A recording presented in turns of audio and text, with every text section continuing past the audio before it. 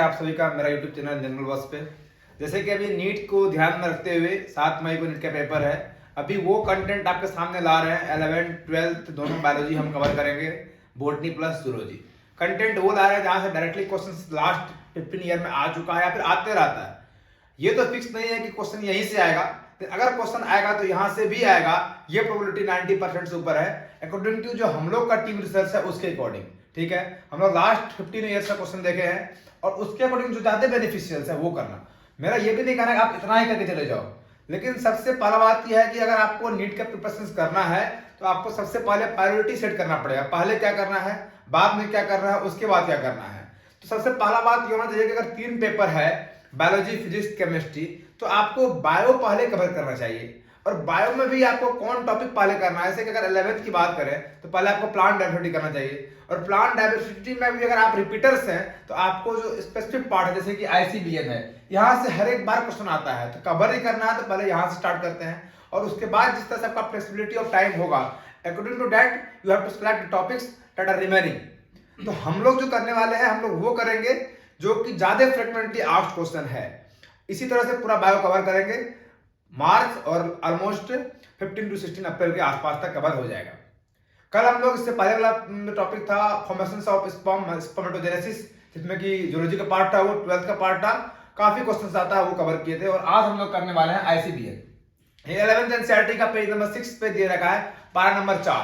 Page number 6 में आप जाकर जब पढ़ेंगे पैराग्राफ 4 पे वहां पर आईसीबीएन और आईसीजेडएन नाम का वर्ड रिप्लेस किया गया है, जहां पर कि बायनोमियल नोमेनक्लेचर सिस्टम दे रखा है। ठीक है, और पेज नंबर 7 पे जब स्टार्टिंग में आप पढ़ेंगे वहां पर 5-6 रूल दे रखा है किसका, आईसीबीएन का। अब होता क्या था कि जब स्टार्टिंग टाइम में बहुत सारा सिस्टम्स आया, सब अलग अलग प्लांट्स को और एनिमल्स को क्लासिफाई किया, नाम देने का ट्राई किया। तो अब अलग अलग रीजन्स में प्लांट का अलग अलग नाम होता है अभी भी हमारे इंडिया के अंदर, लेकिन कोई एक ऐसा नाम होना चाहिए जिसको बोलने के बाद इंडिया नहीं वर्ल्ड के हर एक कंट्री में उसको उस प्लांट को रिकॉग्नाइज किया जाए ताकि साइंटिस्ट जो है अच्छे से वर्क कर सके। इसके लिए एक सिस्टम लाया गया आईसीबीएन। आईसीबीएन का फुल फॉर्म अगर देखें तो international code for botanical nomenclature. अब देखिए कि एनटीए जब क्वेश्चन बनाता है ना, बहुत हार्ड क्वेश्चन नहीं बनता है, पर वो क्वेश्चन में ऐसा कुछ ऐड करता है और चेक करता है कि आप जो डॉक्टर बनने वाले हैं, जो हम लोग डॉक्टर बनने वाले हैं, तो कंसंट्रेशन लेवल कितना है। जब एनसीईआरटी आप रीड करेंगे तो international code for botanical nomenclature use किया गया है।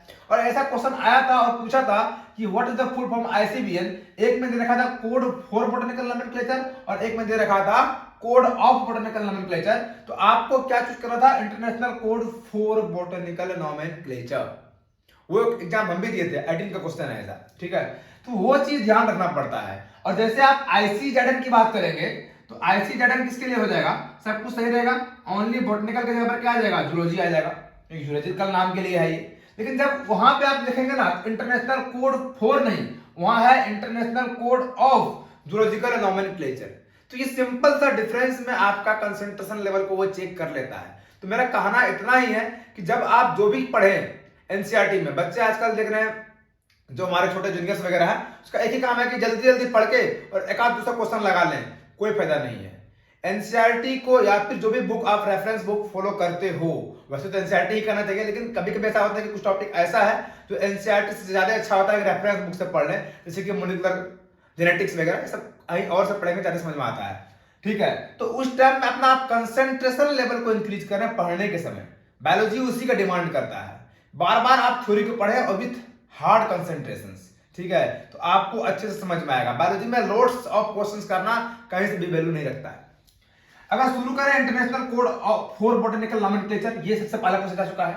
उसके बाद पूछा कि वो कब दिया गया है, आईसीबीएन कब दिया गया है, 1961 में, याद रखिएगा आप। ठीक है, कुछ टर्म ऐसे भी हैं जो आपको यहां लगेगा कि एनसीईआरटी में दे नहीं रखा है, डायरेक्टली नहीं दे रखा है, इनडायरेक्टली दे रखा है, या फिर जो ओल्ड एनसीईआरटी था वहां दे रखा है, क्वेश्चन वहां से भी ड्राइव होता है। B focus. फर्स्ट रूल क्या होता है, जब अकॉर्डिंग टू बायनोमियल नॉमेनक्लेचर, मतलब बायनोमियल नॉमेनक्लेचर क्या रहता है कि प्लांट का नाम या फिर एनिमल्स का नाम हम लोग 2 लेटर में लिखेंगे, इसको बोलते हैं बायोनोमियल, बायो मतलब 2। ठीक है, तो हमने क्या देखा कि जो आईसीबीएन है वो बोला कि जब भी प्लांट का नाम लिखेंगे तो 2 लेटर में लिखेंगे। जैसे कि प्लांट का नाम है पोटैटो, उसका क्या नाम है, सोलेनम टुबरेसम। तो यहाँ पर आपको 2 वर्ड दिख रहा है, एक सोलेनम दिख रहा है और एक दिख रहा है टुबोरसम। तो ये सोलेनम जो है वो उस प्लांट का जीन को दिखाता है, जेनेरिक नेम को दिखाता है। और ये जो ट्यूबरोसम्स है वो उसके स्पेसीज को शो करता है, तो वो हो गया उसका स्पेसीज एपिथेट। फर्स्ट रूल क्या हुआ, आईसीबीएन बोलता है कि किसी भी प्लांट का नाम को हम 2 लेटर में लिखेंगे, first is generic name and second is species epithet. क्या नाम हो गया, सोलेनम ट्यूबरोसम। किसका नाम है, पोटोटो का। क्लियर। सेकंड एग्जांपल आपके सामने है Mangifera indica, that is the name of mango. यहां पे 2 लेटर है ना, एक मैंगीफीरा है और एक है इंडिका। तो ये फर्स्ट किसको शो करेगा, generic. Always first show the generic name and second one is show the species epithet. Do you understand. Trinomial भी आया था 3 वाला, लेकिन वो फ्लॉप था। जब भी चलता है ये चलता है, जो चलता है वो आईसीबीएन उसको फॉलो करता है। वर्ल्ड के किसी कोने में अगर आप जाकर बोल देंगे सोलेनम ट्यूबरोसम, तो आपको पोटोटो ही निकाल के देगा। मैंगीफीरा इंडिका बोल देंगे तो मैंगो ही निकाल के देगा। ठीक है, तो ये साइंटिफिक नेम का ये फायदा है, और रिसर्च करने में भी फायदा होता है कि कौन सा स्पीशीज क्या है, उसका जीन क्या है, इस अकॉर्डिंग रिसर्च होता है। तो सेकेंडरी नियम क्या है इसमें, और लिखने का तरीका क्या है। 2 वर्ड तो लिखेंगे, 2 वर्ड में लिखने का तरीका यह है कि जो जेनेरिक नेम होगा, जैसे कि Mangifera is generic name, Solanum is generic name, तो मैंगीफीरा का जो एम होगा वो कैपिटल होगा, और जो इंडिका का आई है स्पेसीज एपिथेट वो स्मॉल से लिखेंगे। ये भी पूछा जा चुका है, क्वेश्चन आ चुका है, इस पे जाके देख लेंगे, आप चेकआउट करिएगा।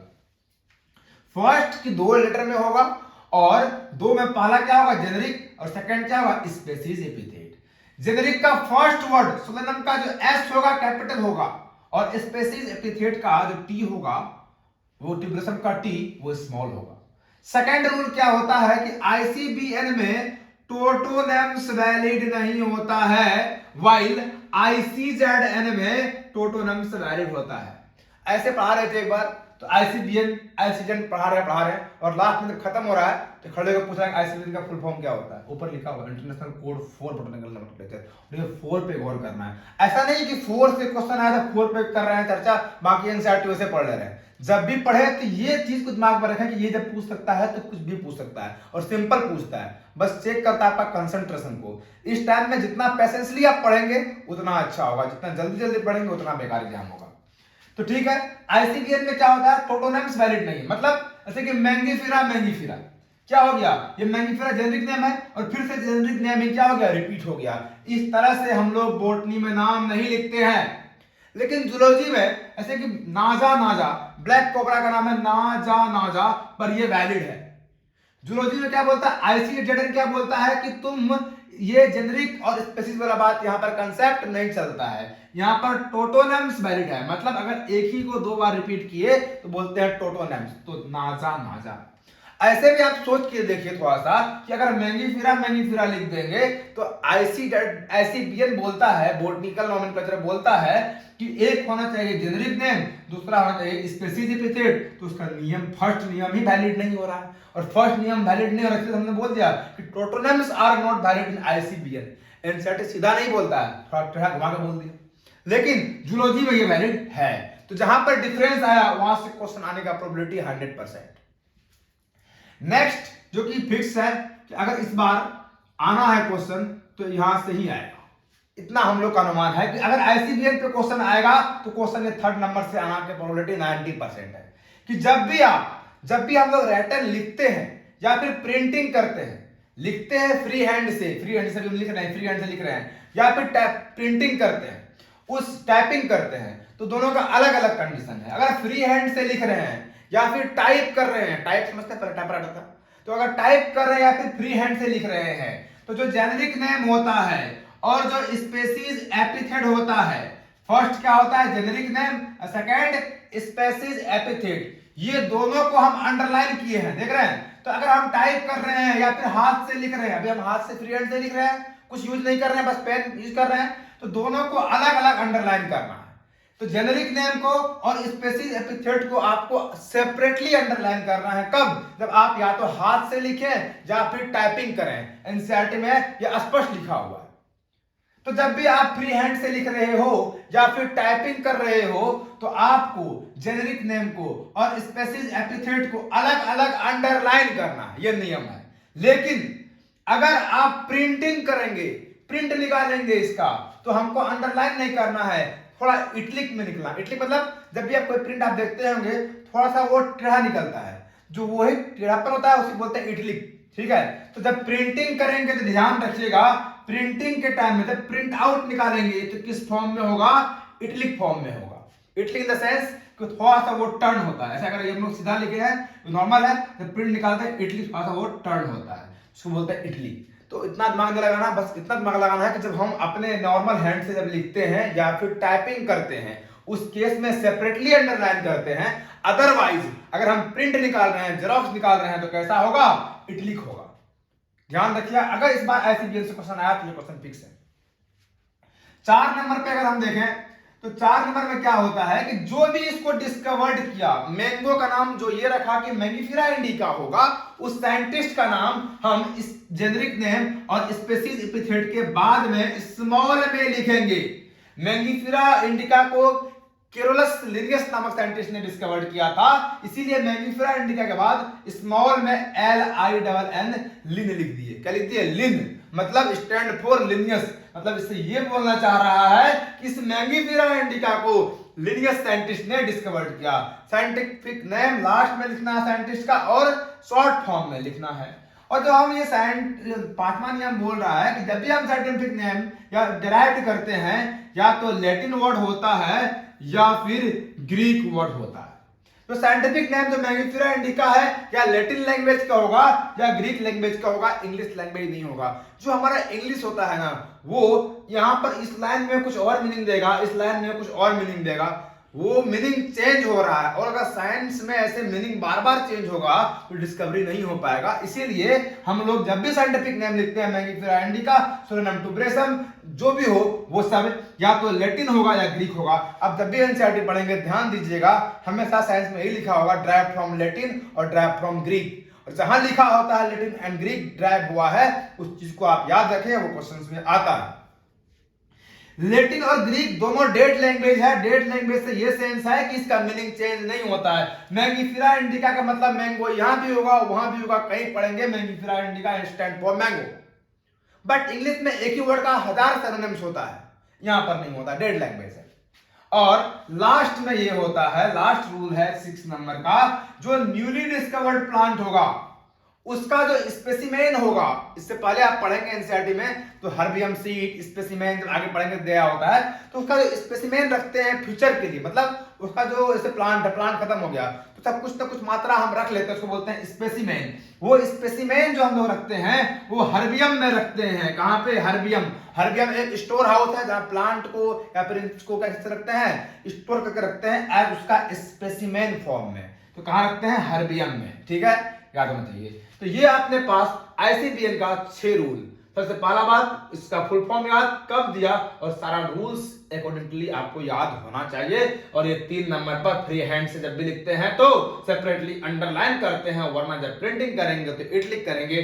ध्यान रखिए, क्वेश्चन यहां से आना फिक्स है अगर आया तो, ठीक है। इसी तरह से आप सभी से हम मिलते रहेंगे अलग अलग कंटेंट के साथ। जितना भी हमारे जूनियर्स हैं जिसको डिजायर्ड मेडिकल कॉलेज चाहिए, आप इस चैनल को सब्सक्राइब कीजिए ताकि आपके जो प्रिपरेशन लेवल है उसको हम लोग हाईली बूस्ट अप करें। हमारा सारा टीम इसी बात पे फोकस करती है कि जो हमारा जूनियर्स है वो इंडिया का जो डिजायर्ड कॉलेज का बेस्ट से बेस्ट कॉलेज है, वहां पे आप सभी को हम लोग भेजने में कुछ हेल्प कर सकें, जितना हो सके उतना हेल्प कर सकें। इसलिए आप इस चैनल को सब्सक्राइब कीजिए, शेयर कीजिए ताकि और भी किसी का हेल्प हो सके।